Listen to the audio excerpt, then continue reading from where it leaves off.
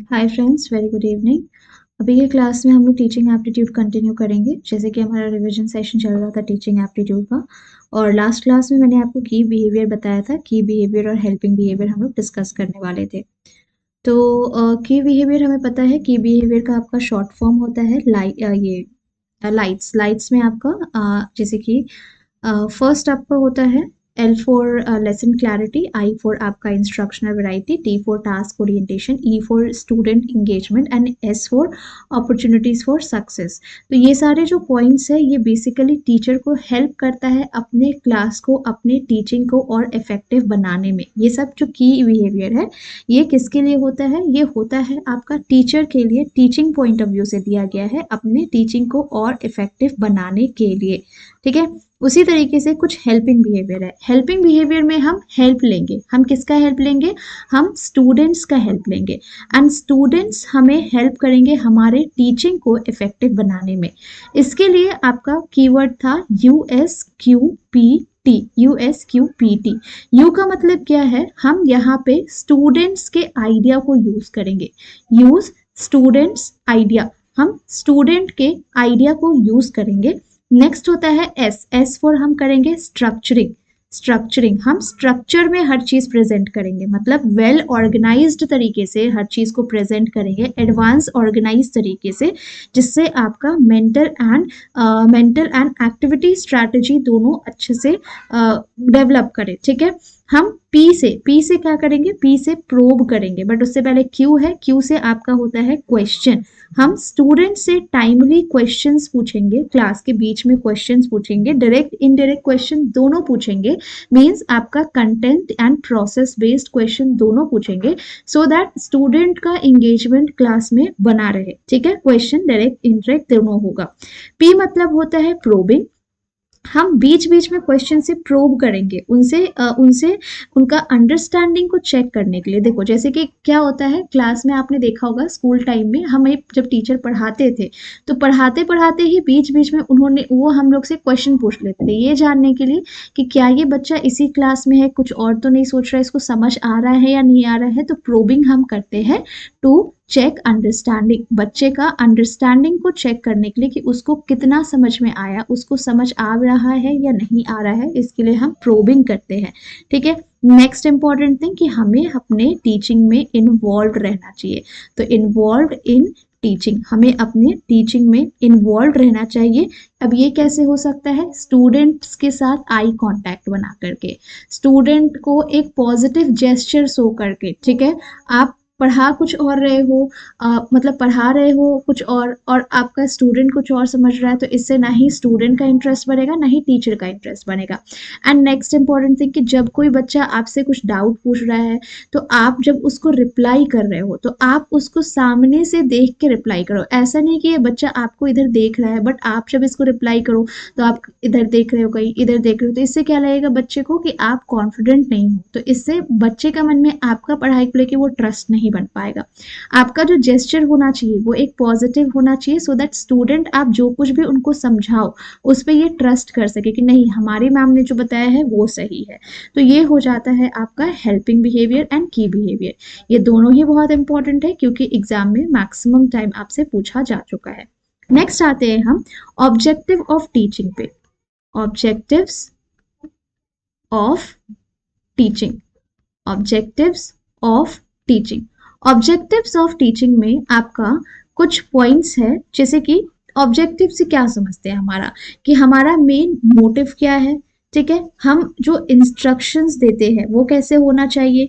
एक good objective हमें कैसे पता लगता है? जब हमें हमारा रिजल्ट मिल जाता है।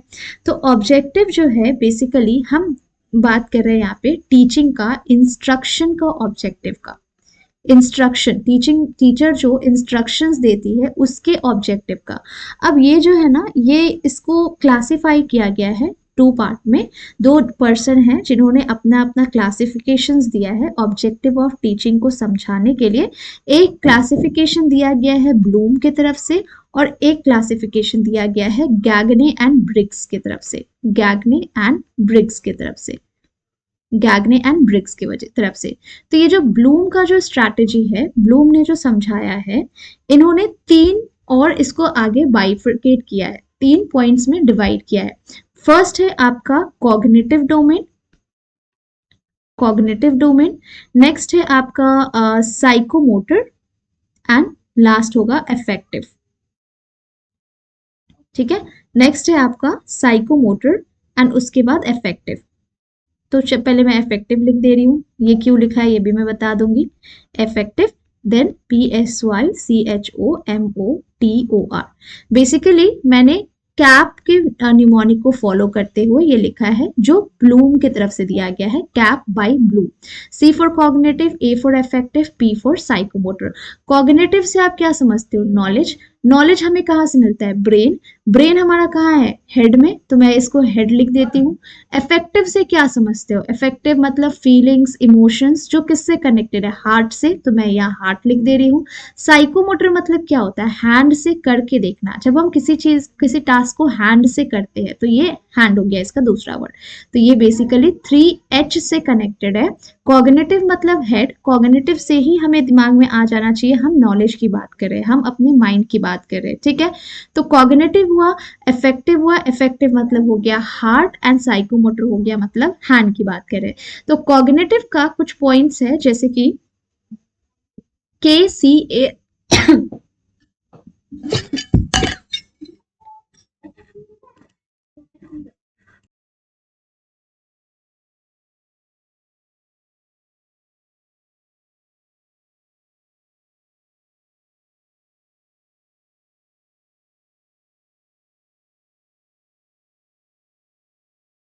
ठीक है, cognitive, affective and psychomotor. Cognitive का हो गया हेड, तो कॉग्निटिव से ही हमें समझना है कि हम नॉलेज की बात करें। तो इसका है निमोनिक KCAASE। अब इसके बारे में डिटेल्स में जानने के लिए आपको मेरा क्लास विजिट करना होगा। K का मतलब होता है नॉलेज, C का मतलब होता है आपका कॉम्प्रिहेंशन, जिसका मतलब होता है अपने अंडरस्टैंडिंग को समझना, क्या मुझे समझ में आया क्या नहीं। A का मतलब हो जाएगा हमने जो समझा अब हम उसको अप्लाई करेंगे, जिसको हम एप्लीकेशन से समझेंगे। अप्लाई करने के बाद हम चेक करेंगे कि क्या हमने जो नॉलेज को अप्लाई किया, समझ करके जो नॉलेज को हमने अप्लाई किया, क्या वो सही नॉलेज है या नहीं है, क्या वो सही है या नहीं, जजमेंट की आती है बात। तब हम इसको एनालाइजिंग लिख सकते हैं यहाँ पे। एंड एनालाइज करने के बाद सिंथेसिस का बारी आता है। सिंथेसिस का मतलब होता है कि हमने जो कुछ भी जजमेंट किया हम उसको पार्ट में डिवाइड करके देखेंगे एंड पार्ट टू होल। ठीक है, उसके बाद हम इवैल्यूएट करेंगे। इवैल्यूएशन जो कि हमारा फाइनल जजमेंट होगा कि हमने जो कुछ भी पढ़ा समझा वो सही था या नहीं था। तो सबसे पहले नॉलेज लेना, नॉलेज गेन करना, उसके बाद उस चीज को समझना, समझ करके उसको अप्लाई करना, अप्लाई करने के बाद एनालाइज मीन्स हम उसको एक दूसरे से कनेक्ट करेंगे। जो हम अप्लाई किया क्या हमने सही से अप्लाई किया उसको कनेक्ट करेंगे, सिंथेसिस चेक करेंगे, इवैल्यूएशन, फाइनल जजमेंट करेंगे। ठीक है, तो इसको फिर से रिवाइज भी किया गया था। जैसे कि मैं आपको अगर ब्लूम कॉग्निटिव दिखाऊं, कॉग्निटिव लेवल। ठीक है, तो ब्लूम का जो कॉग्निटिव लेवल है बाद में इसको फिर से ये भी किया गया, रिवाइज भी किया गया। तो this is the revised form. ये आपका सबसे पहले फिर बाद में रिमेंबर हुआ। रिमेंबर, नॉलेज को चेंज करके इन्होंने रिमेंबर कर दिया। कॉम्प्रिहेंशन के लिए मैंने वर्ड यूज किया था अंडरस्टैंड, तो इन्होंने अंडरस्टैंड लिखा। एप्लीकेशन को मैंने अप्लाई बोला था तो अप्लाई, फिर एनालाइज, फिर इवैल्यूएट ही है एंड लास्ट में बस ये आपका क्रिएट हो गया है। लास्ट में एक नहीं, इवैल्यूएट वही है, सिंथेसिस की जगह इन्होंने इवैल्यूएट कर दिया एंड उसके बाद क्रिएट कर दिया है। तो इसका एक प्रॉपर से डायग्राम है जिसके हेल्प से आपको ज्यादा अंडरस्टैंडिंग मिल सकेगी। ये देखो, ये है वो डायग्राम। ठीक है, तो ओल्ड वर्जन और न्यू वर्जन, इसको फिर से न्यू किया गया था। न्यू में देखो क्या हो गया था, मैं बताती हूँ आपको। जैसे कि पहले था आपका इवैल्यूएशन।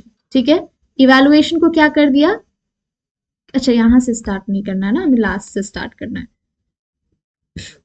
सबसे पहले नॉलेज को इन्होंने रिमेंबर कर दिया। कॉम्प्रिहेंशन का मतलब होता है किसी चीज को समझना।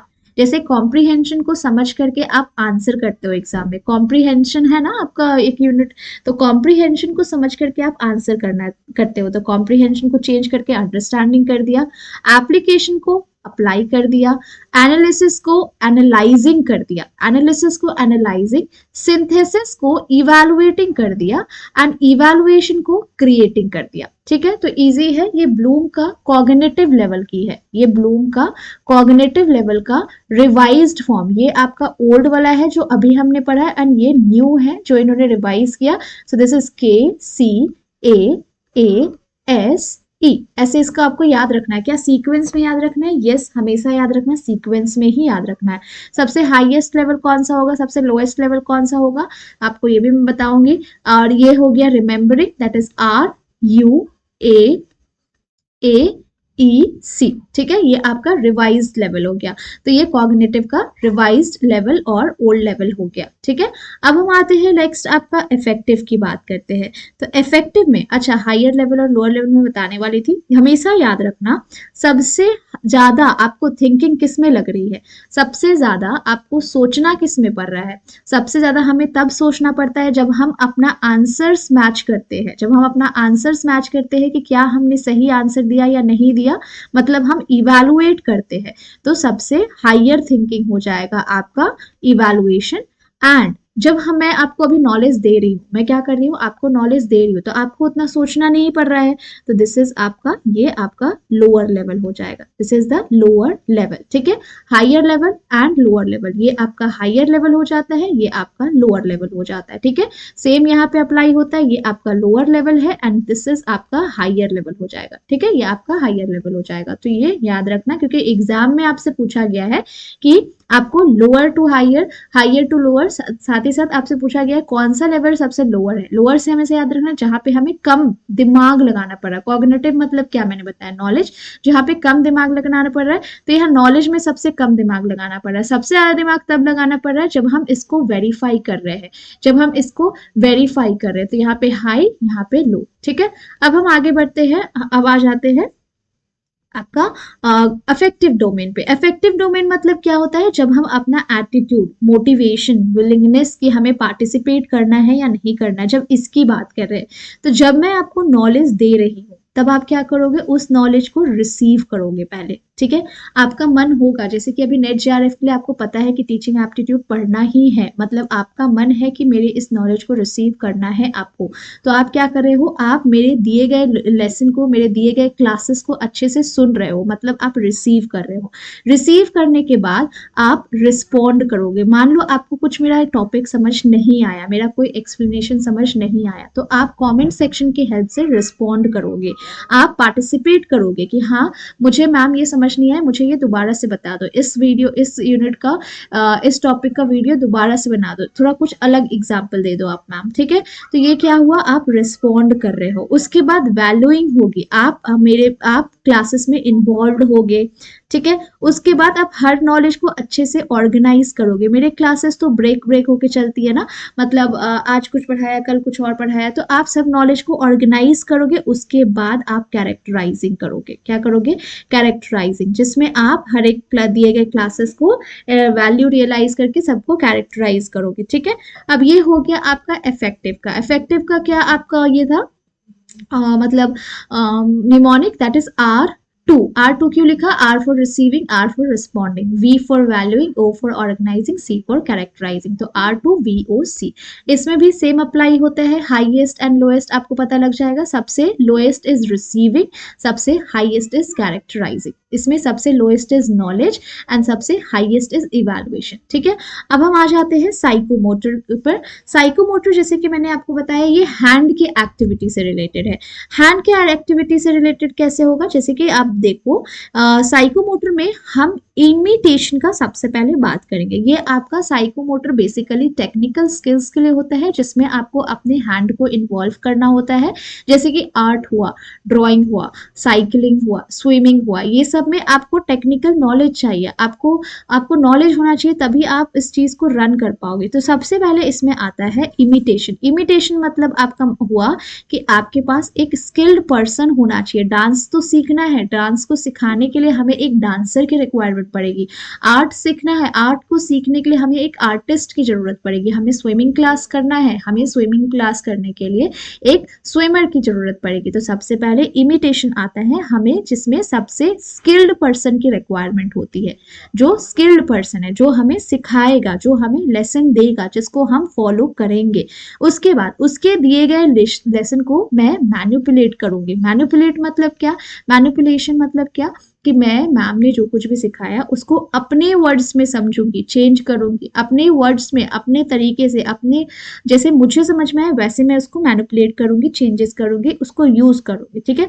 उसके बाद प्रिसाइज करूंगी। प्रिसाइज मतलब क्या हुआ, प्रिसाइज का कीवर्ड याद रखना, प्रैक्टिस। क्या करेंगे हम, प्रैक्टिस करेंगे उस चीज को, अपने हैंड से प्रैक्टिस करेंगे, ठीक है। तो प्रैक्टिस करेंगे, क्यों, क्योंकि प्रैक्टिस करने से मेरा परफॉर्मेंस अच्छा होगा। फिर आता है आपका आर्टिकुलेशन। आर्टिकुलेशन मतलब हो गया कि अब मेरा प्रैक्टिस करने से मेरा एफिशिएंसी बढ़ेगा, मेरा उस टास्क को करने का मन और अच्छा होगा, मेरा वो टास्क और प्रॉपर हो पाएगा। आर्टिकुलेशन के बाद मैं नेचुरलाइजेशन में आ जाऊंगी। नेचुरलाइजेशन मतलब अब मेरा वो हैबिट हो गया है, अब मैं वो स्टेप्स काफी अच्छे से कर सकती हूँ। मैं इसको आपको दूसरे लैंग्वेज में समझाती हूँ, कि एग्जाम्पल देके समझाती हूँ, जिससे आपको ज्यादा अच्छा समझ में आएगा। सबसे पहले हमें एक डांसर की रिक्वायरमेंट थी, हमें एक डांसर मिल गई। डांसर ने हमें कुछ स्टेप्स सिखाए। मैम का जो स्टेप्स था, मैम तो प्रो है, मैम ने इजीली कर लिया, मुझसे ये नहीं हो पा रहा, तो मैं एक काम करती हूँ, एक स्टेप को चेंज करके दूसरा स्टेप करती हूँ। तो मैंने कुछ चेंजेस किए। अब उस डांस स्टेप को मैं बार बार प्रैक्टिस करूंगी। चेंजेस मतलब ये नहीं कि मैम ने ए सिखाया, मैं अब बी सीखूंगी, नहीं। चेंजेस मतलब कुछ ऐसा चेंजेस जो बिल्कुल चेंजेस जैसा लगे नहीं, बट मुझे करने में आसानी हो, ठीक है, सेम टू सेम हो, उसके जगह पे मैं कुछ और कर रही हूँ, ठीक है। प्रिसीजन, मैं फिर उस चीज को, उस स्टेप को रेगुलर प्रैक्टिस करूंगी। प्रैक्टिस करने के बाद आर्टिकुलेशन आएगा, जिसमें मेरा इफेक्टिवनेस, एफिशिएंसी बढ़ेगा, जिसमें मुझे वो काम करने की क्षमता, वो काम करने का तरीका, वो काम करने का जो बोलते हैं ना स्पीड बढ़ेगा। उसके बाद मैं भी मैम के जैसा प्रो हो जाऊंगी, दैट इज अ नेचुरलाइजेशन। तो इसका कीवर्ड है IMPAN। IMPAN, इम्पैन या IMPAN, इम्पैन या फिर IMPAN, ठीक है। तो ये तीनों का तीनों पॉइंट्स आपका कॉग्निटिव हो गया, इफेक्टिव हो गया और साइकोमोटर हो गया, ठीक है। ये तीनों का तीनों आपका दिया गया है ब्लूम की तरफ से। अब हम नेक्स्ट पे आ जाते हैं, गैगने एंड ब्रिक्स। गैगने एंड ब्रिक्स ने भी आपको ऑब्जेक्टिव ऑफ टीचिंग को ही दिया है, तो इनका कुछ ही पॉइंट्स है, इनका कुछ ज्यादा तामझाम वाला नहीं है। गैगने एंड ब्रिक्स जो है ये बोलते हैं इंटेलेक्चुअल स्किल्स पर हमें फोकस करना चाहिए। इंटेलेक्चुअल स्किल्स पे, इंटेलेक्चुअल स्किल्स मतलब क्या हुआ कि वो सारे स्किल जो एज पर एनवायरनमेंट हमें होना चाहिए, कॉन्सेप्ट लर्निंग का, रूल लर्निंग का, प्रॉब्लम सॉल्व करने का स्किल्स हमारे अंदर होना चाहिए। हमें अपना कॉग्निटिव स्ट्रैटेजी को यूज करना चाहिए, हमें अपने नॉलेज को यूज करने चाहिए, हमें वो टेक्निक यूज करना चाहिए, वो मेथड यूज करना चाहिए, खुद का लर्निंग यूज करना चाहिए, रिमेंबर कर एंड थिंकिंग स्किल्स को बढ़ाना चाहिए, ठीक है। वर्बल इंफॉर्मेशन भी चाहिए यहाँ पे, वर्बल इंफॉर्मेशन, वर्बल इंफॉर्मेशन, ठीक है। वर्बल इंफॉर्मेशन मतलब क्या हुआ कि इसमें हमें जो नॉलेज चाहिए किसी इंडिविजुअल को, वो भी हम प्रोवाइड करेंगे। Motor skills, psychomotor and motor skills दोनों सेम है, साइकोमोटर अभी पढ़ा एंड मोटर स्किल्स दोनों सेम है, ठीक है। उसके बाद एटीट्यूड, एटीट्यूड का मतलब हुआ कि ये आपका इंटरनल, आपका खुद का भी मन होना चाहिए कि आपको सीखने का है। तो ये गैगने एंड ब्रिक्स का है, intellectual, cognitive, verbal, motor and attitude. Intellectual, cognitive, verbal, motor and attitude, ठीक है। अब हम आते हैं किसी भी बच्चे का कॉग्निटिव डेवलपमेंट कैसे होता है। किसी भी बच्चे का कॉग्निटिव डेवलपमेंट कैसे होता है, तो देखो हम लोग तो अब जाके इतने बड़े हुए हैं, पहले तो इतने बड़े नहीं थे, छोटे थे, फिर छोटा से बच्चा बड़ा होता है। तो आपको क्या लगता है एक बेबी चाइल्ड का, BABY, ओके, एक बेबी चाइल्ड को अडल्ट तक पहुंचने में एंड अडल्ट से ओल्ड तक पहुंचने में कितना सारा स्टेजेस से पार होना होता होगा, स्टेजेस है ना। इन सबको कंप्लीट करने के लिए आपको क्या करना पड़ रहा है, आपको स्टेजेस कंप्लीट करना हो रहा है। स्टेजेस जैसे हम लोग क्लासेस में करते हैं, क्लास 1, क्लास 2, क्लास 3, क्लास 4, और जैसे जैसे हमारी स्टेजेस बढ़ रही है वैसे वैसे हमारी कैपेसिटी बढ़ती है, हमारी नॉलेज बढ़ती है, हमारा अंडरस्टैंडिंग बढ़ता है, हमारा एक्सपीरियंस बढ़ता है, एक्सपीरियंस बढ़ता है एंड वैसे हम डील करते हैं अलग अलग स्टेजेस से, ठीक है। ये होता है कॉग्निटिव डेवलपमेंट। हमारे माइंड का डेवलपमेंट की बात करें तो सबसे पहले मैंने क्या लिखा है, बेबी। बेबी क्या चीज से समझता है, सेंस ऑर्गन्स के हेल्प से समझता है, क्योंकि ना ही उसको बोलने आता है ना ही उसको कुछ समझ में आता है।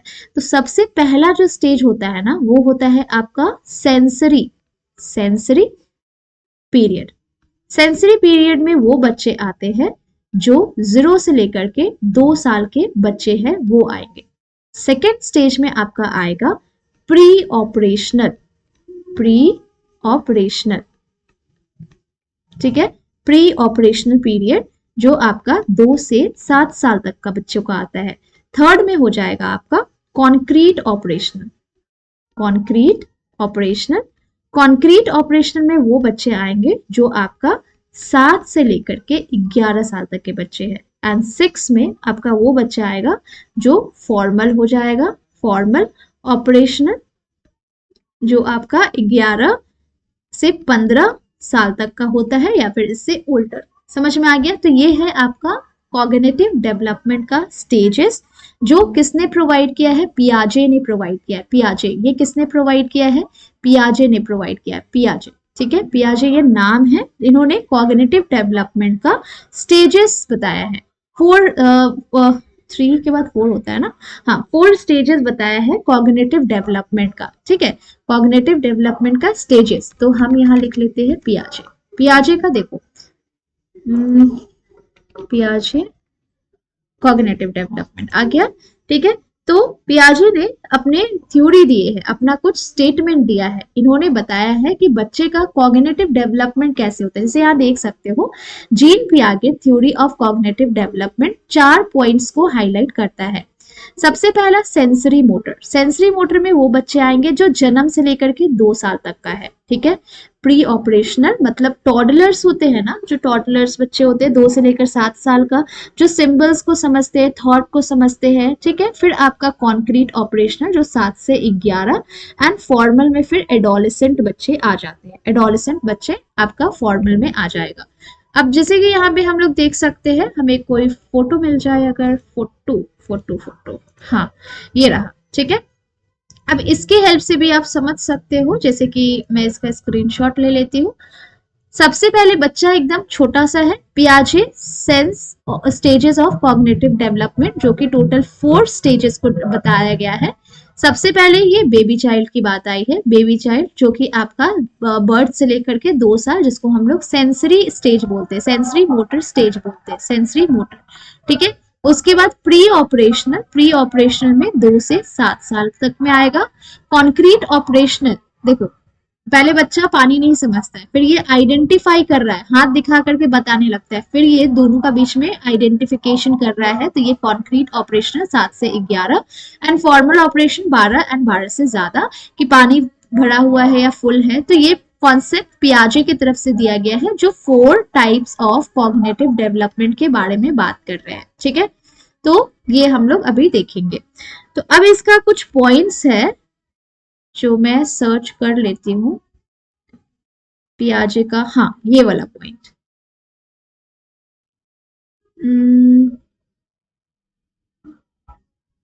ये नहीं करके ये वाला करते हैं, ठीक है, पियाजे थ्योरी। अब ये थ्योरी को बहुत इंपॉर्टेंट है समझना, क्योंकि इसी पर पियाजे का पूरा कॉन्सेप्ट बैठा हुआ है, ठीक है। अब जैसे कि सेंसरी मोटर की बात करें तो अभी हमने पढ़ा, सेंसरी मोटर आपका 0 से लेकर के 2 साल तक का बच्चा होता है। अब 0 से लेकर 2 साल तक का बच्चा जो होता है, उसमें हर चीज का क्यूरियोसिटी होता है जानने का, वो हर चीज को सेंस के हेल्प से समझता है, वो अपने हर एक चीज को रिस्पॉन्स कैसे करता है, सेंस की हेल्प से, ठीक है। लैंग्वेज जो कुछ भी यूज करता है वो सब सेंस की वजह से होता है। प्री ऑपरेशनल में 2 से 7 साल के बच्चे, जहाँ पे वो सिंबल्स का यूज करते हैं, वो पूरा कॉन्सेप्ट को एक्सप्लेन करने की कोशिश करते हैं, इमेजिनेशन वाली दुनिया में रहते हैं, ठीक है। एंड कॉम्प्लेक्स एब्स्ट्रैक्ट डिफिकल्ट होता है समझने, बट वो थोड़ा बहुत डेवलप होते हैं। कॉन्क्रीट ऑपरेशन जो 7 से लेकर 11 साल का होता है, अब ये सारे सिचुएशन को समझने लगते हैं, ठीक है।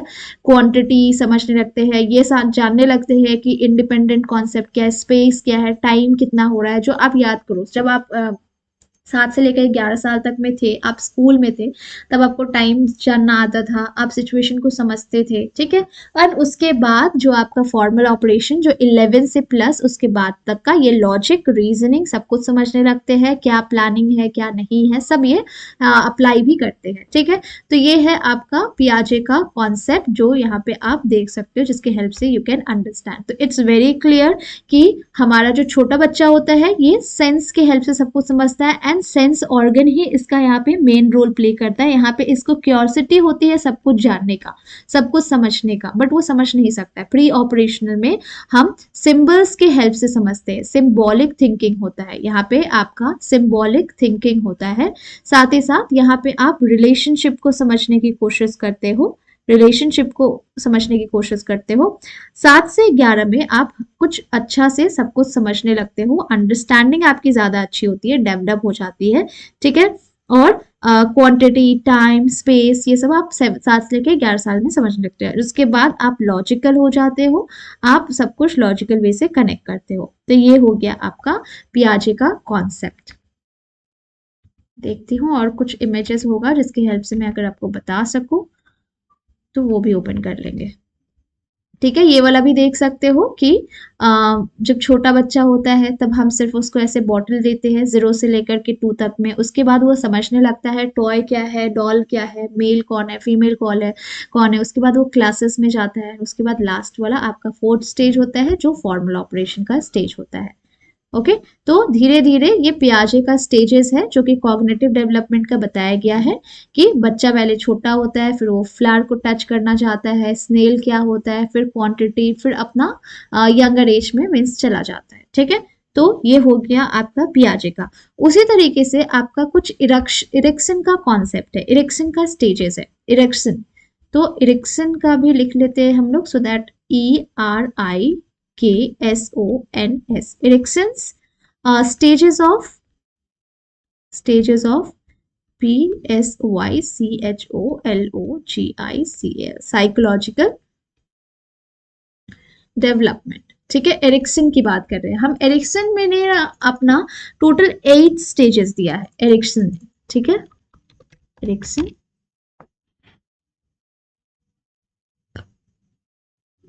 देखो क्या लिखा है, ट्रस्ट, मिसट्रस्ट, इन सब का क्वेश्चन आपने एग्जाम पेपर में देखा होगा। तो ये टोटल आपका एरिक्सन का स्टेजेस के बारे में बताया गया है। इन्होंने भी साइकोलॉजिकल डेवलपमेंट की बात की है, साइकोलॉजिकल डेवलपमेंट के बारे में इन्होंने भी अपना एक थ्योरी प्रोवाइड किया है, जैसे कि टोटल 8 स्टेजेस के हेल्प से ये अपने थ्योरी को एक्सप्लेन करना चाहते हैं, ठीक है। पियाजे ने 4 से किया, एरिक्सन ने 8 से किया है।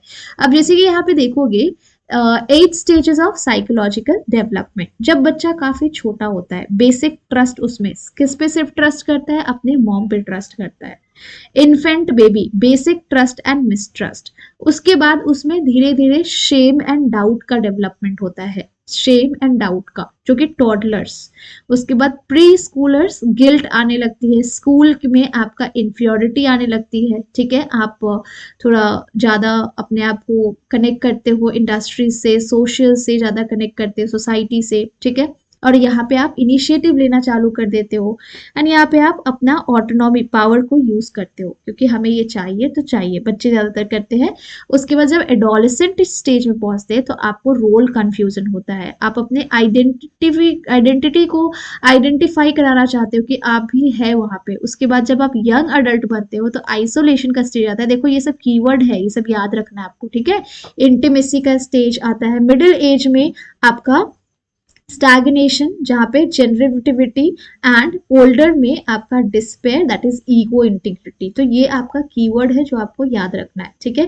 तो यहाँ पे भी देख सकते हो 8 stages of psychological development. Approximation stage जो आपका 0 से लेकर के 18 से इन्होंने शुरू किया है, मंथ है, ये साल नहीं है, मंथ है। जहाँ पे ट्रस्ट एंड मिसट्रस्ट का स्टेज होता है, बच्चों का उम्र की बात की जा रही है, जो इन्फेंट बेबी होते हैं। तो ये आपका होप लिखा है। 18 से 3 साल autonomy, shame, doubt, will power, 3 से 5 इनिशिएटिव वर्सेस गिल्ट, एंड 5 से 13 में आपका इंडस्ट्री, इंफियोरिटी, कॉम्पिटेंसी, आप compete करते हो अपने ही लाइक फ्रेंड्स से कि मेरा इतना मार्क्स है, तुम्हारा इतना मार्क्स है। 13 से लेकर के 21 तक में आइडेंटिटी को अपना आइडेंटिफाई करते हो, थोड़ा कंफ्यूज रहते हो। 21 से लेकर के 39 ईयर्स में आपका लव का होता है एज, ठीक है, लव का, इंटीमेसी एंड आइसोलेशन। 40 से लेकर 65 जेनरेटिविटी, स्टैग्नेशन या केयर, ठीक है, जहाँ पे आप केयर करते हो। फादर, हमारे फादर मदर का कौन सा एज होता है 40 से 65, तो केयरिंग होते हैं वो भी 65 या 65 से ज्यादा। तो ये आपका विजडम, इंटीग्रिटी एंड डिसअपेयर का स्टेज होता है। तो ये वाला अपने नोटबुक में लिख लेना। ये थोड़ा ज्यादा और डिटेल्स में है, जहाँ पे देखो लिखा है बच्चे 0 से 18 trust and mistrust, feeding, comfort, ये देखते हैं कि क्या मेरा वर्ल्ड, जो ये दुनिया है, मेरे लिए सेफ है या नहीं सेफ है।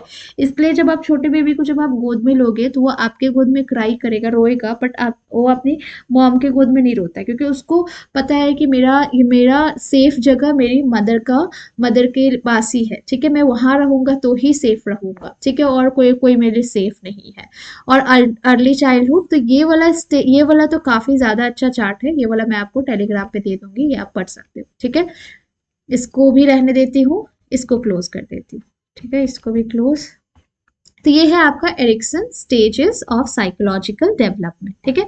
अब आता है 3 ऐसा पॉइंट है जो आपको एग्जाम में देखने को मिला होगा, that is classical conditioning, operant conditioning and observational learning. 3 major type of behavioural learning है, 3 major types of behavioural, BEHAVIOURAL, behavioural learning है। 3 मेजर टाइप का बिहेवियरियल लर्निंग है। बिहेवियरियल मतलब क्या होता है, बिहेवियर की यहाँ बात कर रहे हैं, बिहेवियर की बात करें, बिहेवियर से सीखना, बिहेवियर लर्निंग, बिहेवियर, अपने बिहेवियर से सीख रहे हैं या आपका ऐसा बिहेवियर बनाया जा रहा है जिससे आप कुछ सीख रहे हो। सबसे पहला होता है आपका क्लासिकल कंडीशनिंग, क्लासिकल कंडीशनिंग, ठीक है, क्लासिकल कंडीशनिंग। नेक्स्ट है आपका operant conditioning, operant conditioning, and उसके बाद हो जाएगा ऑपरेंट कंडीशनिंग के बाद observational conditioning, observational conditioning, observational conditioning. तो इसको किसी ना किसी ने दिया है, सबका नाम है प्रॉपर तरीके से, हम वो भी अपने नोटबुक में लिखेंगे। तो classical conditioning, operant conditioning and observational conditioning. अब जैसे कि हम बात करें सबसे पहले क्लासिकल कंडीशनिंग, क्लासिकल कंडीशनिंग को इवान पावलोव ने दिया है, इवान पावलोव ने, PAVLOV, इवान पावलोव ने दिया है, ठीक है। ये आपका एक टाइप ऑफ लर्निंग है जो कि बेसिकली आपका स्कूल से कनेक्टेड है, से कनेक्टेड आप बोल सकते हो। जहाँ पे जो लर्निंग हो रही है ये बेसिकली आपका इन्वायरमेंट से कनेक्टेड है। किससे? इन्वायरमेंट से कनेक्टेड है। आपकी जो लर्निंग है ये आपका इन्वायरमेंट से कनेक्टेड है, एंड इन्वायरमेंट से कनेक्टेड है, एंड नेचुरली ये होता है, ठीक है, नेचुरली ये होता है। जैसे बिहेवियरियल जो है, इसमें जो लर्निंग हो रही है ये आपका इन्वायरमेंट से है, जैसे कि मैंने बताया, और इससे आप इंटरेक्ट करते हो, ठीक है। यहाँ पे इन्वायरमेंट की हेल्प से आपके बिहेवियर में चेंजेस आती है, जिसमें 2 वर्ड के हेल्प से इन्होंने समझाया है। एक है आपका रिएक्शन, रिएक्शन को हम लोग बोलेंगे रिस्पॉन्स, RESPONSE, रिएक्शन को हम लोग बोलेंगे रिस्पॉन्स। और एक हो गया आपका इवेंट, इवेंट का मतलब हो गया स्टिमुलस, STIMULUS, स्टिमुलस, ठीक है। अब ये दोनों की वजह से आपका लर्निंग में चेंजेस आती है, रिएक्शन एंड स्टिमुलस। मतलब देखो कैसा इवेंट है, मान लो इवेंट है शादी वाला, तो शादी वाला में आप कैसे रिस्पॉन्ड करोगे, खुशी से, अच्छा से, हंसी मजाक करोगे। मान लो इवेंट है लड़ाई झगड़ा वाला, तो आप अपना एंग्री नेचर शो करोगे। मान लो इवेंट है पार्टी वाला, तो आप खुशी खुशी खाओगे पियोगे। तो classical conditioning basically Ivan Pavlov की तरफ से दिया गया है, जिसमें हम इन्वायरमेंट के हेल्प से, इन्वायरमेंट के अकॉर्डिंग अपने नेचर में चेंजेस लाते हैं, जहाँ पे 2 चीज को लेकर के इस पॉइंट को समझाया गया, एक रिएक्शन और एक event. Reaction that is response, event that is stimulus. अब जैसे कि मैं यहाँ से इवेंट PAVLOV, इवन पैवलॉव का कॉन्सेप्ट, ये है वो इवन पैवलॉव। तो इनका ये इमेज आ जाएगा मुझे लग रहा है, हाँ, क्लासिकल कंडीशनिंग। ठीक है, अब यहाँ पे देखो, ये डायग्राम है बेसिकली। होता क्या है इस डायग्राम में, ये आपको समझना है टोटली, एंड इसके समझ से ही आपका वो कॉन्सेप्ट को समझ पाओगे जो इवान पावलोव ने दिया है। बेसिकली ये एक डॉग है, ठीक है, डॉग, और ये एक फूड है। इवेंट क्या है यहाँ पे, इवेंट है ये फूड का, एंड ये है आपका रिस्पॉन्स, ये हो गया आपका रिस्पॉन्स। अब जैसे कि बिफोर कंडीशनिंग, जब हमने कोई कंडीशन नहीं रखा उससे पहले, ये फूड देखता है डॉग, फूड देखता है, इसका रिस्पॉन्स क्या आता है, इसका सलाइवा क्रिएट होता है। तो ये अनकंडीशन स्टिमुलस हुआ क्योंकि कोई कंडीशन हमने नहीं रखा, और ये अनकंडीशन रिस्पॉन्स हुआ क्योंकि ये ऑटोमेटिक हुआ। समझ में आया, बिफोर कंडीशनिंग मतलब कोई कंडीशन रखने से पहले, ठीक है, कोई कंडीशन रखने से पहले क्या हो रहा है, इवेंट है फूड का, एंड इसका रिस्पॉन्स क्या आ रहा है, डॉग का सलाइवा, ये नेचुरल है, ठीक है। तो अनकंडीशन स्टिमुलस एंड अनकंडीशन रिस्पॉन्स, फूड को देख करके इसका रिस्पॉन्स ऑटोमेटिक सलाइवेशन का आ रहा है, ठीक है। सेकेंड कंडीशन आता है, ये भी बिफोर कंडीशन है। अब हम इसको एक कंडीशन दे रहे हैं, ठीक है, जहां पे हमने फूड की जगह इसको बेल दिखाया, क्या, बेल, बेल, टन टन टन, ठीक है, बेल। तो इससे इसका क्या कोई रिस्पॉन्स आया, कोई रिस्पॉन्स नहीं है क्योंकि इसको हमने कुछ सिखाया ही नहीं है। तो no condition response, and neutral stimulus हमने चेंज कर दिया, इवेंट चेंज कर दिया, जहां पे हम सिर्फ इसको बेल दे रहे हैं, तब इसका कोई रिस्पॉन्स नहीं है, ये बस बेल को देख रहा है, कोई रिस्पॉन्स नहीं है। तो यहाँ पे event is bell, and bell को देख करके इसको पता ही नहीं है क्या रिएक्ट करना है। तो ये हो गया सेकेंड कंडीशनिंग। अब होता क्या है, ड्यूरिंग कंडीशनिंग, अब हम इसको बेल भी रिंग कर रहे हैं, टन टन टन टन, एंड इसको फूड भी दे रहे हैं। तो अब ये इसका सलाइवा निकल के आ रहा है, मतलब यहाँ पे इवेंट में हमने फूड एंड बेल दोनों रखा है, तब इसका अनकंडीशन रिस्पॉन्स आ गया, दैट इज आपका सलाइवा आया, दैट इज फूड को देख करके, बेल को देख करके, मतलब इसको समझ में आया कि अब जब भी बेल बजेगी तब मुझे फूड मिलने वाला है। तो आफ्टर कंडीशनिंग क्या होता है, ड्यूरिंग कंडीशनिंग क्या था, जब हमने बेल एंड फूड दिखाया, ठीक है, तब इसका अनकंडीशन रिस्पॉन्स आया। अब जब इसको समझ में आ गया, अच्छा मतलब मेरे मालिक ने मुझे बेल दिखाया था, मतलब ये बेल दिखाने का मतलब मुझे अब फूड मिलने वाला है, तो नेक्स्ट टाइम से इसके मालिक ने इसको बेल भी दिखाया, और जो कि एक कंडीशन स्टिमुलस था, तब इसका ऑटोमेटिक सलाइवा आया क्योंकि इसको पता चल गया कि हाँ अब मेरे मालिक ने मुझे ये बेल दिखाया है, मतलब मेरा फूड आने वाला है। तो जब इसको फूड का नाम लगा कि नहीं बेल दिखा रहा है मतलब फूड आएगा ही आएगा, तो इसके वजह से इसका जो रिस्पॉन्स है यहाँ पे कंडीशन रिस्पॉन्स बना। तो इसमें समझ में आया, देखो इस चार्ट को समझाने का यही मतलब है कि यहाँ पे क्या एनवायरनमेंट है, इवेंट क्या है आपका फूड का, यहाँ पे क्या है सिर्फ बेल का, तो कोई कंडीशन नहीं, यहाँ पे कंडीशन रिस्पॉन्स आ रहा है। एनवायरनमेंट के हिसाब से डॉग का रिस्पॉन्स चेंज हो रहा है, और यहाँ पे आपका एनवायरनमेंट क्या है, बेल एंड फूड दोनों का, तो यहाँ पे आपको रिस्पॉन्स मिल रहा है। सेम एनवायरनमेंट के हिसाब से इसका अब बिहेवियर में चेंजेस आया। तो क्लासिकल कंडीशनिंग का जो पॉइंट है बोलने का यही है कि यहाँ पे स्टिमुलस के अकॉर्डिंग आपका क्या होता है, रिएक्शन में चेंजेस आता है, RESPONSE, रिस्पॉन्स में चेंजेस आता है, ठीक है। किसी भी स्पेसिफिक स्टिमुलस मतलब इवेंट की वजह से, किसी भी रिएक्शन की वजह से,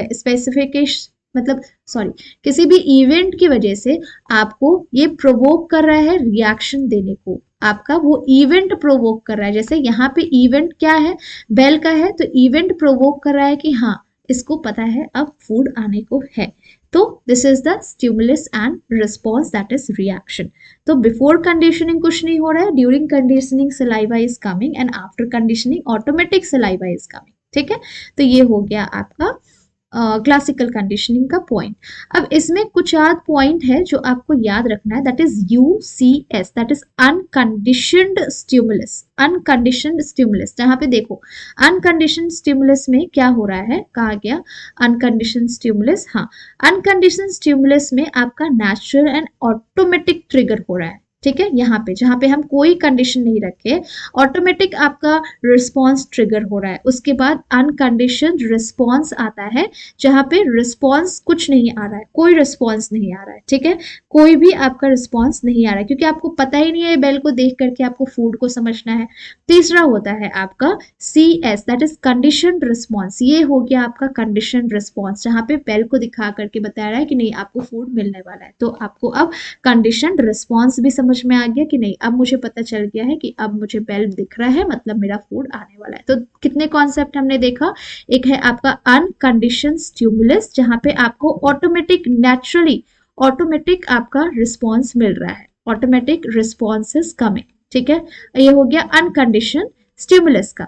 नेक्स्ट होता है अनकंडीशनड रिस्पॉन्स। अनकंडीशनड रिस्पॉन्स में क्या हो जाता है कि आपको कोई रिस्पॉन्स आप नहीं दे रहे हो, क्योंकि आपको कुछ सिखाया ही नहीं गया है। जैसे कि यहाँ पे आपको सेकंड वाला में, थर्ड वाला में क्या हो रहा है, अब आप सीख गए हो कि नहीं बेल दिख रहा है मतलब मेरे को फूड मिल रहा है, मतलब बेल के साथ फूड दे रहे हैं, तो यहाँ पे आपका कंडीशन स्टिमुलस हो गया, ठीक है, जहां पे आप एक न्यूट्रल, आप एक नेचुरल रिस्पॉन्स दे रहे हो, आप एक नेचुरल रिस्पॉन्स दे रहे हो, आपका ऑटोमेटिक रिस्पॉन्स मिल रहा है, नेचुरल रिस्पॉन्स मिलने लगा। अब उसके बाद आपको पता चल गया, दैट इज कंडीशन रिस्पॉन्स में मालूम चल गया, तो अब आप क्या कर रहे हो, अब आप लर्नड रिस्पॉन्ड कर रहे हो, लर्नड रिस्पॉन्स, ठीक है, लर्नड रिस्पॉन्स हो गया, ठीक है। तो ये वाला मैं आपको भेज देती हूँ, 1 मिनट देना मुझे।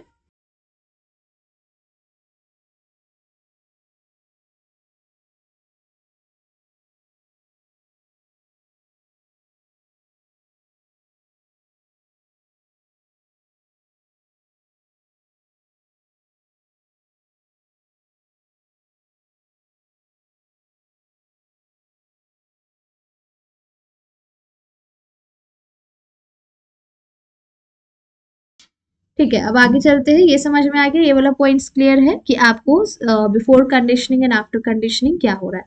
अब हम आते हैं ऑपरेंट कंडीशनिंग पे। ऑपरेंट मतलब क्या हो रहा है, हमें कोई ऑपरेट कर रहा है, ऑपरेंट कंडीशनिंग, ठीक है, इसको याद रखना। ऑपरेंट BF, बहुत किसी लड़की का जो BF होता है, बॉयफ्रेंड, उसको ऑपरेट करता है, आप ऐसे भी याद रख सकते हो। तो बेसिकली ये दिया गया है BF स्किनर की तरफ से, BF स्किनर की तरफ से, ठीक है, BF Skinner that is operant conditioning. इन्होंने ऐसा बोला कि अगर हम मतलब इन्होंने 2-3 पॉइंट्स को कवर किया अपने ये में थ्योरी में, कि हम किसी भी बच्चे का परफॉर्मेंस को इंक्रीज या डिक्रीज कर सकते हैं, या तो उसको पनिशमेंट दे करके, या फिर री से, मतलब अवार्ड दे करके, या फिर ऐसा कुछ भी करके। अगर हम उसको पनिशमेंट देते हैं तो अपना वो बिहेवियर को डिक्रीज कर लेगा, और अगर हम उसको रिवॉर्ड देते हैं, री का मतलब समझ लो, अगर हम उसको रिवॉर्ड देते तो अपना वो बिहेवियर को वो इंक्रीज कर लेगा। ये पॉइंट इन्होंने कवर किया है, ठीक है। तो इसके लिए मैं यहाँ से आपका BF स्किनर का कॉन्सेप्ट को ओपन करती हूँ, ठीक है, BF Skinner, BF Skinner, BF Skinner theory, ठीक है। अब जैसे यहाँ पे देखो ये पॉइंट, ठीक है, स्किनर का ये वाला पॉइंट से समझ सकते हो, ठीक है। अब जैसे यहाँ पे देखो क्या है, रीइंफोर्समेंट एंड पनिशमेंट के हेल्प से आपको समझाया गया है, स्किनर ऑपरेंट एंड कंडीशनिंग, ठीक है, Skinner operant conditioning and learning.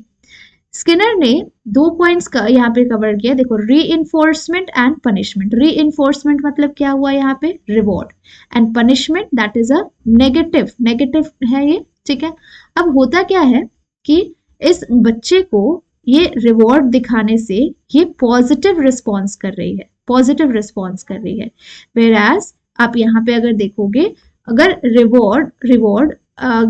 Reward को हम लोग कम कर दे, ठीक है, रिवॉर्ड को कम कर दे, रिमूव कर दे अगर हम रिवॉर्ड को, तो इसका ये नेगेटिव रिस्पॉन्स हमें दिखने को मिल रहा है। अगर हम किसी भी एडवर्स सिचुएशन को कम करना चाहते हैं तो हमें पनिशमेंट को इंक्रीज करना होगा। ठीक है, पनिशमेंट को इंक्रीज करना होगा। एंड रिमूव प्लेजेंट स्टिमुलस, मतलब अगर हमें इसके मोबाइल को लेना पड़ेगा, इसको ये पनिशमेंट लगेगा तभी ये फूड यहाँ पे खत्म करेगी, राइट। तो हम पनिशमेंट दे रहे हैं कि तुम्हारा मोबाइल छीन लिया जाएगा, पनिशमेंट दे रहे हैं कि मोबाइल छीन लिया जाएगा, तभी तुम जाकर के अपना टास्क कंप्लीट करोगे। तो इसको तो चलो ठीक है, ये वाला डायग्राम उतने अच्छे से इस कॉन्सेप्ट को नहीं समझा पाया है, इसके हेल्प से मैं समझाती हूँ, ठीक है। ये आई बिलीव अच्छा से आपको समझा पाए, ये वाला, ठीक है। स्किनर ऑपरेंट कंडीशनिंग, ठीक है, स्किनर बीएफ स्किनर का ऑपरेंट कंडीशनिंग, जैसे कि यहाँ पे देखोगे हम किसी भी, अभी हमने क्या बोला था, हम ये साइंस बेसिकली बिहेवियर को चेंज करने पर बात करता है, बिहेवियर किसी भी ह्यूमन बीइंग का, किसी भी बच्चे का बिहेवियर से हम अगर उसमें पॉजिटिव चेंजेस देखना चाहते हैं, तो हमें उसको डिजायर्ड पॉजिटिव चेंजेस देखना चाहते हैं, तो हमें उसको कुछ री इन्फोर्समेंट देना होगा, दैट इज कुछ रिवॉर्ड देना होगा, तब जाके वो हमें कुछ पॉजिटिव रिस्पॉन्स दे पाएगा, प्लेजर, गिव प्लेजर। एंड अगर हमें उसको उससे और पॉजिटिव, जैसे कि मान लो आप मोबाइल बहुत चलाते हो, आप क्लास भी देख रहे हो, मोबाइल चलाते हो, अब क्या कर रहे हैं कि आपके ये मोबाइल की वजह से आपका स्टडी हैम्पर हो रहा है, लेकिन आपको ऐसा नहीं लग रहा है, तो हम क्या करेंगे, इस मोबाइल को आपसे रिमूव करेंगे, मतलब आपको थोड़ा तो दर्द होगा कि नहीं मेरे मोबाइल को ले लिया क्या मुझसे, तब आप एक पॉजिटिव रिस्पॉन्स दोगे, डिजायर्ड रिस्पॉन्स दोगे, बट आपके लिए वो पेन वाला पॉइंट होगा, समझ रहे हो। अनडिजायर्ड नेगेटिव, अब जैसे कि मान लो आप जो हो ना, कि मान लो छोटे बच्चे जैसे कि होमवर्क नहीं करते हैं, होमवर्क करके आज भी नहीं आए, कल भी नहीं आए, परसों भी नहीं आए, तो अब मुझे क्या करना होगा, मुझे उसको पनिशमेंट देना होगा, तो गिव पेन, नेगेटिव चीज को रिमूव करने के लिए I am giving you pen, ठीक है। एंड अनडिजायर्ड नेगेटिव, मैं क्या कर रही हूँ, पेन दे रही हूँ, आपको पनिशमेंट दे रही हूँ, ठीक है। एंड जैसे कि यहाँ पे मोबाइल वाला एग्जाम्पल, रिमूव प्लेजर से कनेक्ट कर सकते हो आप, ठीक है। तो ये हो गया आपका बीएफ स्किनर का पॉइंट, जहां पे आप देखोगे कि हम पनिशमेंट एंड री इन्फोर्समेंट के हेल्प से समझ रहे हैं, ठीक है, पनिशमेंट एंड री इन्फोर्समेंट की तरफ से। अब ये ऑब्जर्वेशनल कंडीशनिंग क्या है, ऑब्जर्वेशनल कंडीशनिंग बेसिकली आपका दिया गया है अल्बर्ट बंडूरा की तरफ से, अल्बर्ट बंडूरा इनका नाम है, ठीक है। इन्होंने ये वाला कॉन्सेप्ट दिया है आपका ऑब्जर्वेशनल कंडीशनिंग। ऑब्जर्वेशन मतलब क्या होता है, देख करके, ठीक है, देख करके, सी, देख करके, एंड सी एंड लर्न, किसी को कुछ देखा करते हुए एंड वो चीज हम भी कॉपी कर रहे हैं, तो वो क्या हुआ, ऑब्जर्वेशनल लर्निंग हुआ, क्या हुआ, वो ऑब्जर्वेशनल लर्निंग। तो यहाँ पे मैं लिख लेती हूँ ऑब्जर्वेशनल लर्निंग। जैसे कि जब बच्चे छोटे होते हैं तो आपको बाल बनाता हुआ देख करके वो भी उसी तरीके से बाल बनाते हैं, जैसे यहाँ पे देख सकते हो, ये फोन पे बात करी तो सेम चीज ये भी कॉपी कर रही है, ठीक है। अब जैसे यहाँ पे आप देखो कि नेक्स्ट एग्जाम्पल देखते हैं, तो ये देखो यहाँ पे ये जैसे कर रहे हैं वही सेम चीज ये भी कॉपी करेंगे, ठीक है। तो ये हो जाता है ऑब्जर्वेशनल लर्निंग, जहाँ पे आपका कोई एक्टिविटी देख करके सामने वाला पार्टी उसको कॉपी करना चाह रहा है, जैसे कि ये पजल सॉल्व करिए तो ये भी पजल सॉल्व करने लग रहे हैं, तो ये क्या हो जाता है, ये हो जाता है observational learning. This is the observational learning, जहां हम ऑब्जर्व करके सीख रहे हैं, देख करके सीख रहे हैं। यहाँ पे आप देख सकते हो जैसे कि ये इसका हेयर टाई कर रही है, तो ये भी अब उसी चीज को करेगी, तो this is the observational learning. तो आपको देख करके सीखना, ये वाला देख लो यहाँ पे, ठीक है, देख करके सीखना इसी को बोलते हैं, तो this is the observational learning, जो कि एक सिंपल सा कॉन्सेप्ट है। तो ऑब्जर्वेशनल लर्निंग एल्बर्ट बंडूरा की तरफ से दिया गया है, जहां पे हम क्या करते हैं, किसी को कॉपी करते हैं, ठीक है, उसको उससे कॉपी करके सीखना चाह रहे हैं, ठीक है, ऑब्जर्व करके सीख रहे हैं, ऑब्जर्व करके सीख रहे हैं, तो ये हो जाता है आपका ऑब्जर्वेशनल लर्निंग का कॉन्सेप्ट। तो क्लासिकल कंडीशनिंग आपका दिया गया है इवान पावलोव की तरफ से, जहां पे हम इन्वायरमेंट से सीखते हैं, जहां पे आपका UCS unconditioned stimulus, UCR unconditioned response, condition stimulus and condition response. यहाँ पे इसका ऑटोमेटिक सलाइवा वाज कमिंग, ठीक है, यहाँ पे देयर वाज नो सलाइवा, क्योंकि आपको पता नहीं था कि बेल को देख के करना है, फिर यहाँ पे सलाइवा आने लगा था, ठीक है, क्योंकि यहाँ पे बेल एंड फूड दोनों दिया था हमने, और यहाँ पे फिर ये आपका नेचुरल होगी, जब भी आप बेल देखोगे आपका सलाइवा आता था, ठीक है। ऑपरेंट कंडीशनिंग आपका बीएफ स्किनर की तरफ से दिया गया है, जहां पे हम पनिशमेंट एंड री इन्फोर्समेंट की हेल्प से समझते हैं कि अगर हमें किसी के लर्निंग को इन्फ्लुएंस मतलब इन्हांस करना है तो हम उसको री इन्फोर्समेंट दे सकते हैं, उसको उस चीज को बढ़ाने के लिए। बट उसी को अगर कम करना है तो हम उसी पर्सन को क्या देंगे, पनिशमेंट देंगे नेगेटिव करने के लिए, ठीक है। एल्बर्ट बंडूरा जो कि आपका ऑब्जर्वेशनल कंडीशनिंग दिया है जिन्होंने, जो कि बताते हैं कि पीपल लर्न बाय ऑब्जर्विंग, किसी को देख करके हम सीखते हैं, ठीक है। नेक्स्ट कॉन्सेप्ट आता है आपका फ्लिप्ड क्लासरूम का। ऑब्जर्वेशनल कंडीशनिंग का ओवर हो गया है, अब हम करेंगे फ्लिप्ड क्लासरूम क्या होता है ये जानेंगे। फ्लिप्ड क्लासरूम की अगर बात करें तो ये वाला भी बहुत इंपॉर्टेंट है, जहां पे स्टूडेंट्स मैक्सिमम टाइम कंफ्यूज होते हैं। FLIPPED flipped classroom. Flipped classroom मतलब ये होता है कि आप क्लास में आके सब कुछ नहीं कर रहे हो। मतलब फ्लिप्ड क्लासरूम को अगर हम इजी में बोले तो स्टूडेंट को घर से अपना टास्क करके आना होता है, घर से अपना उस टॉपिक में पढ़ के आना होता है, सारा कुछ वो घर से करके आते हैं।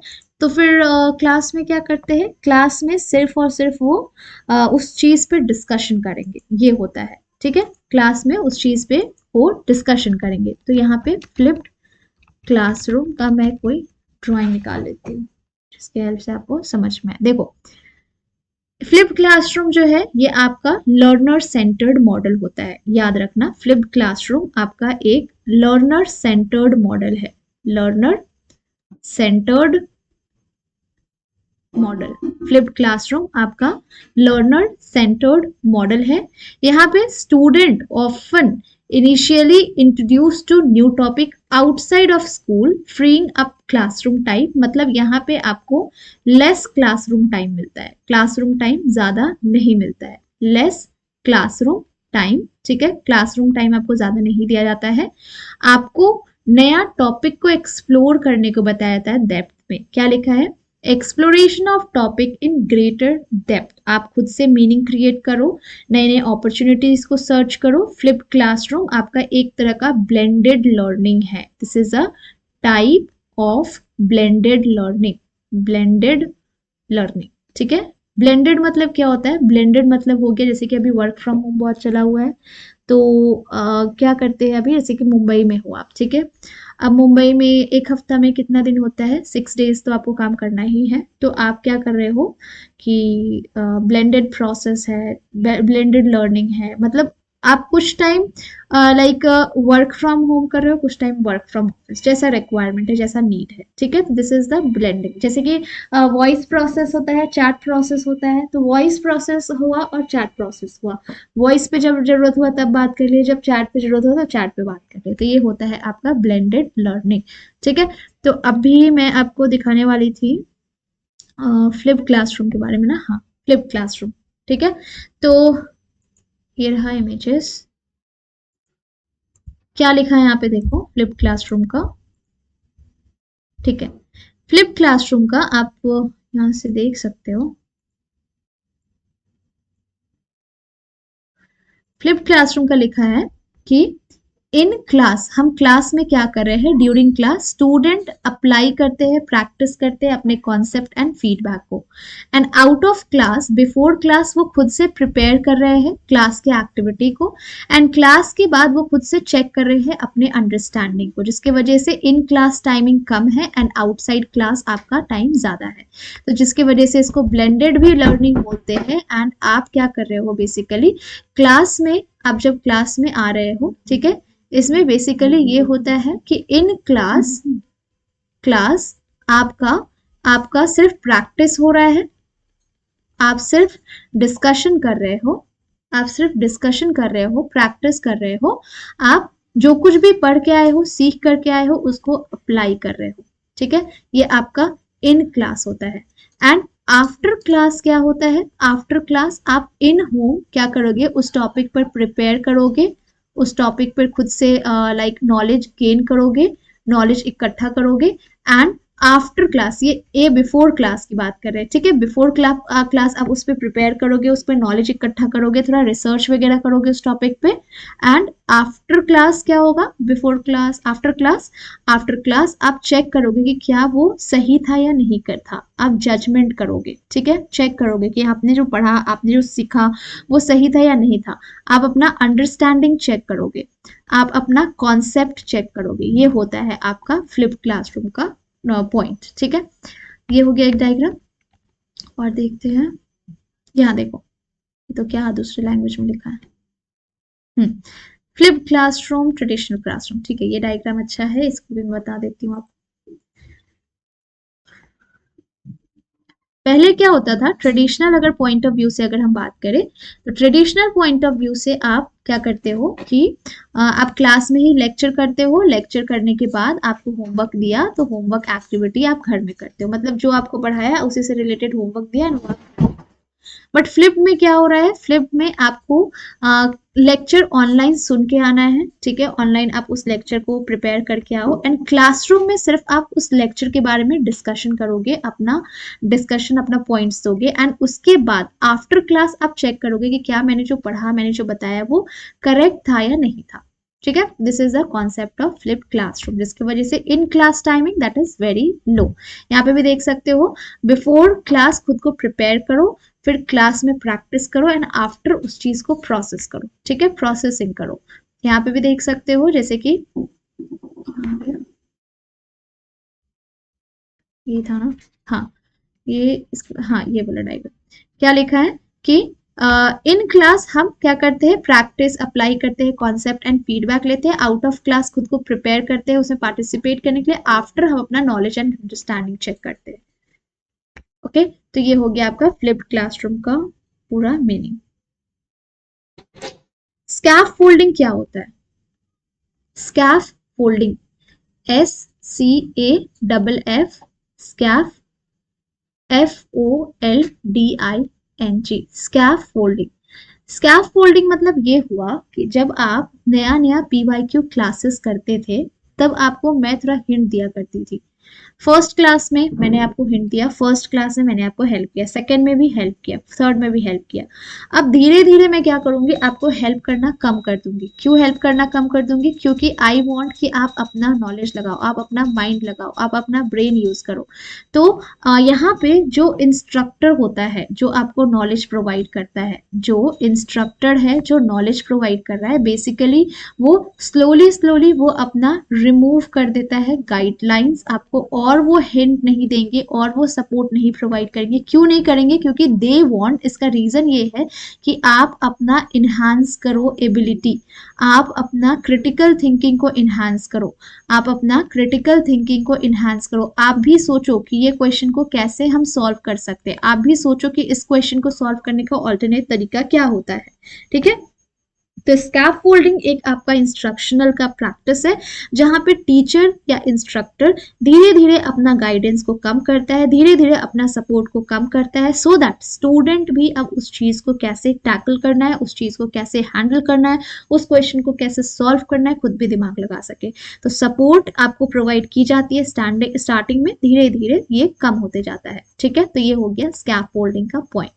अब हम आगे बढ़ते हैं, पिक रैट के बारे में क्या होता है। PICRAT, pic rat, PICRAT। तो ये नया कॉन्सेप्ट है जो NTA ने कुछ टाइम पहले एग्जाम में पूछा था। पिक रैट जो है ये बेसिकली आपका रिसेंट ही डेवलप हुआ है। ये आपका पॉइंट है जिसमें क्वेश्चंस टीचर के लिए और लर्नर्स के लिए दोनों है, बट ये बेसिकली आपका कनेक्टेड किससे है? टेक्नोलॉजी से। ये कनेक्टेड किससे है? टेक्नोलॉजी से, ठीक है। ये पिक वाला जो पार्ट है, सिर्फ हम जब अगर पिक पार्ट की बात करें, पिक वाले पार्ट की, ठीक है, तो ये पिक पार्ट बेसिकली आपका स्टूडेंट का रिलेशनशिप बताता है टेक्नोलॉजी का साथ। स्टूडेंट का रिलेशनशिप बताता है, स्टूडेंट्स रिलेशनशिप बताता है किसके साथ? विथ टेक्नोलॉजी, ठीक है, टेक्नोलॉजी के साथ। ये आपका पिक बताता है, पिक। अगर रैट की बात करें तो रैट जो बेसिकली है, रैट आपको बताता है टीचर कैसे टेक्नोलॉजी को यूज करेंगे, मतलब टीचर्स रिलेशनशिप विथ टेक्नोलॉजी। ठीक है, देखो इसको याद करने का मैं आपको ट्रिक बताती हूँ। T for teacher, T for teacher, T आपका रैट में भी आ रहा है, तो टी आपका रैट में भी आ रहा है, टी फॉर टीचर भी होता है, तो ये आपका टीचर का रिलेशनशिप टेक्नोलॉजी के साथ बताएगा। एंड पिक जो है ये आपका बताएगा बेसिकली ये स्टूडेंट का रिलेशनशिप बताएगा टेक्नोलॉजी के साथ, एंड रैट बताएगा आपका टीचर का रिलेशनशिप टेक्नोलॉजी के साथ। ठीक है, तो पिक का फुल फॉर्म क्या है? PIC। पिक का फुल फॉर्म है P for passive, I for interactive, P for passive, I for interactive, and C for creative। Passive, interactive, creative. Passive मतलब क्या हुआ? पैसिव मतलब स्टूडेंट जो है पैसिवली रिएक्ट करते हैं, इनएक्टिव रहते हैं। क्यों? अभी जैसे कि मान लो आप टेक्नोलॉजी का यूज करके ये क्लास ले रहे हो, करेक्ट है, मैं बोल रही हूँ सिर्फ, आप शांति से सुन रहे हो, तो कौन एक्टिव है? मैं एक्टिव हूँ। आप क्या हो? आप साइलेंट हो, तो आप पैसिव वर्क कर रहे हो। तो पैसिव में स्टूडेंट पैसिवली रिएक्ट करते हैं क्योंकि आप सारा इंफॉर्मेशन मुझसे रिसीव करना चाहते हो। रिसीव करने के बाद, क्लास होने के बाद आपको कहीं डाउट होगा, आप टेलीग्राम पे मुझसे इंटरेक्ट करोगे, आप कमेंट के हेल्प से मुझसे इंटरेक्ट करोगे। ठीक है, तो ये इंटरेक्टिव होता है। उसके बाद क्रिएटिव मतलब आप खुद से नया नया अपना नोट्स बनाओगे क्रिएटिव तरीके से अपने वर्ड्स में, तो ये हो जाता है आपका passive, interactive and creative. Pic passive, interactive and creative. Passive मतलब स्टूडेंट्स यहाँ पे पैसिव है, इंटरेक्टिव मतलब आप यहाँ कमेंट लिख लो जहाँ पे आप कमेंट के हेल्प से मुझसे इंटरेक्ट करोगे। तो ये YT का क्लास का एग्जाम्पल ले सकते हो। और यहाँ पे अगर हम यहाँ बात करें रैट का, तो R का मतलब क्या होता है? R का मतलब होता है रिप्लेस, रिप्लेस। A का मतलब होता है amplifies, replace, amplifies. And T का मतलब हो गया transform, transform, RAT, replace, amplify, transform, replace, amplify, transform. अब एज अ टीचर मुझे ये देखना है कि मुझे YT से आपका क्लास लेना है, आपका क्लास जूम से लेना है, आपका क्लास गूगल मीट से लेना है, या फिर मुझे आपका क्लास गूगल क्लासरूम से लेना है। तो मैं रिप्लेस कर सकती हूँ अपने कन्वीनियंस के अकॉर्डिंग, मैं अपने लेसन को भी रिप्लेस कर सकती हूँ, मैं चेंज कर सकती हूँ, मैं PDF चेंज कर सकती हूँ। तो ये हुआ रिप्लेस। अगर मुझे लग रहा है कि मुझे कुछ चेंजेस की जरूरत है, मुझे लग रहा है कि नहीं ये ना टेक्नोलॉजी मुझे अच्छा क्लासेस नहीं दे पा रहा है, मुझे चेंज करना चाहिए, दूसरा एलिमेंट यूज करना चाहिए, तो मैं एम्पलीफाई करूंगी, मैं एम्पलीफाई करूंगी। ठीक है, एंड उसके बाद ट्रांसफॉर्म मतलब मैं अपना जो चेंजेस है, चेंजेस को हम देखेंगे ट्रांसफॉर्म में, जहां टेक्नोलॉजी से आपका क्या चेंजेस आया, ट्रांसफॉर्मेशन आया, ये देखेंगे। तो पिक रैट आपका एक यूजफुल मॉडल है जो आपका टीचिंग के लिए यूज किया जाता है। बेसिकली टीचिंग को किससे कनेक्ट कर रहा है? टेक्नोलॉजी को, टेक्नोलॉजी से कनेक्ट कर रहा है। तो इसका फुल फॉर्म जरूर याद रखना, ठीक है, जिससे आप क्लियर, कंपैटिबल, फ्रूटफुल नॉलेज दे सको, जो टेक्नोलॉजी को फोकस करके बताता है, स्टूडेंट को फोकस करके बनाया है, जहाँ पे टीचर भी अपना जो मनी लगा रहा है वो अच्छी तरीके से आइडेंटिफाई कर रहा है कि मुझे YT में, जूम में किस में ज्यादा अच्छा होगा इन्वेस्ट करना। तो ये पिक रैट का क्लास हुआ टॉपिक। अब बाकी का है हम लोग नेक्स्ट क्लास में करते हैं। Thank you so much.